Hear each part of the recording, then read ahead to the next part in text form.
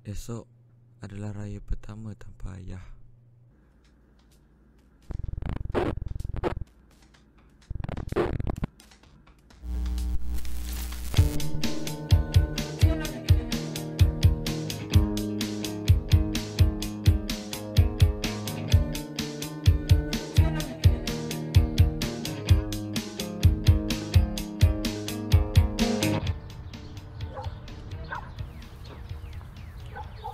Adik, Mel sini Mel. Tolong mak sedia baju. Adik, janganlah macam tu. Mak pun sakit tau kehilangan ayah. Tapi kita nak buat macam mana? Dah Allah aturkan semuanya. Mak rindu adik yang dulu. Adik yang dulu gembira je. Tapi sekarang, raya pun dah nak dekat ni. Tolonglah mak. Sepanjang hidup adik rasa macam semua benda tak ada tujuan. Tapi ayah seorang je yang dapat mengubahkan fikiran adik. Ayah seorang je yang dapat mengembirakan adik. Ayah seorang je yang dapat faham adik, membuat adik rasa macam penting. Tapi sekarang ayah dah tak ada. Adik rasa macam tak ada tujuan. Tapi mak bukan nak faham pun. Ayah, adik selalu terfikir, macam mana ayah boleh sentiasa senyum? Tahun lepas, adik lupa nak beli hadiah untuk hari jadi ayah. Tapi, ayah tetap boleh senyum. Adik... Oh! Nak aku tolong?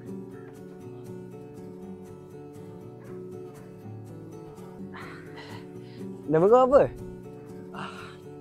Saya Ismail. Ismail. Oh Ismail, kau yang selalu diam tu kan? Kau first time datang sini? First time. Oh, first time. Biasanya aku tengok kau semua benda best kat sini. Banyak benda best tau.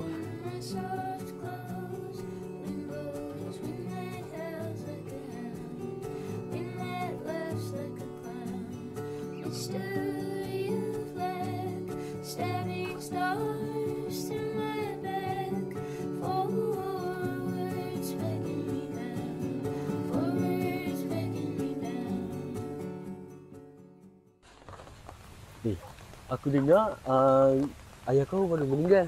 Kau okey tak? Okey lah. Tapi still rasa kehilangan. Aku faham tu. Hilang orang yang sayang, apa sakit tu. Ayah kena ingat tau, kau masih ada mak. Mak kau masih sayang dengan kau.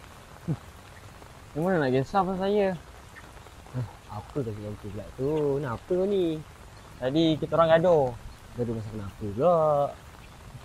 Tak apa-apalah. Dah, apa-apa pun. Aku nak balik ni, kau minta maaf kau mak kau. Lagi pun raya pun nak dekat dah kan? Kau kena ingat kau masih ada mak kau. Esok nak raya dah kan? Ya.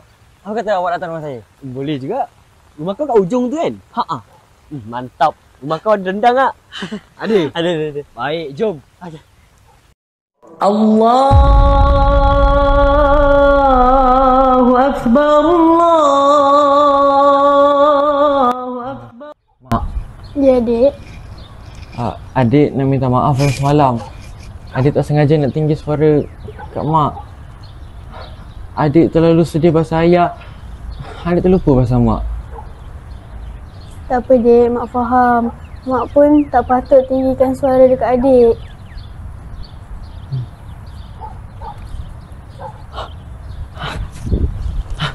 Waalaikumsalam, masuklah. Adik cakap dengan siapa tu? Dengan kawan adik lah. Sedap gila rendang mak kau masak tadi.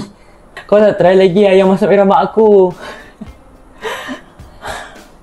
Aidil, aku sebenarnya nak berterima kasih dengan kau. Sebab kau sebenarnya kawan pertama aku. Selepas ayah aku mati, aku rasa macam aku tak boleh senyum. Langsung tak boleh senyum. Tapi kau seorang je yang boleh buat aku senyum. Aku memang hargai bantuan kau dalam melalui semua benda ni. Terima kasih. Tak payahlah terima kasih. Aku okey je. Yang penting kau tak sunyi. Kau ingat kau ada aku. Bila kau mula bercakap seorang-seorang, sedap lah. mungkin itu bukan sekadar imajinasi. Itu jeritan jiwa yang penat. Tolong diri kau, jaga mental kau.